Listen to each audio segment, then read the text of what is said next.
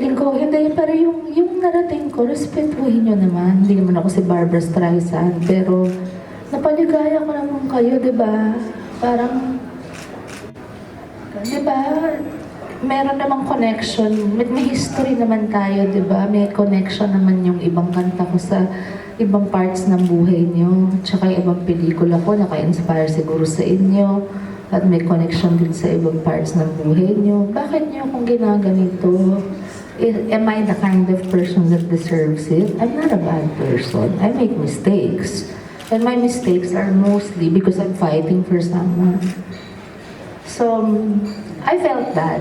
But I want to thank you for that. It took me a while, and friends like Sandra, and prayers, and my family, who kept on reminding me that, oh my God, don't you why are you listening to these people? Even my fans, parang, don't you see they're there? Don't you see they go where you are? Don't you see they're still there?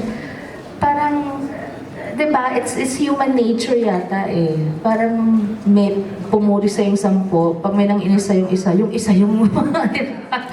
So, after a while, I just learned, you know, nakarating ako dito ng after how many decades nang wala pang social media. I wish meron ng social media noon. I wonder kung anong inalaw ng Panginoon na marating ko pa.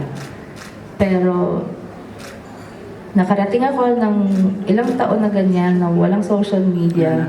Ngayon na meron, hindi ako matitina nang dahil may bagong teknolohiyang ganito. So now, I use it in a positive way and I'm able to reach out to more people and it's become such a good friend to me. So, Twitter, I'm back on Twitter. Facebook, I'm gonna start my Instagram soon. Actually, it's there na. I just haven't posted anything yet. My children are gonna teach me how to Snapchat. Mga anak ko lang yung nagtuturo. And I have to tell you, Twitter, Facebook, there is no one in the world that posts anything there but me.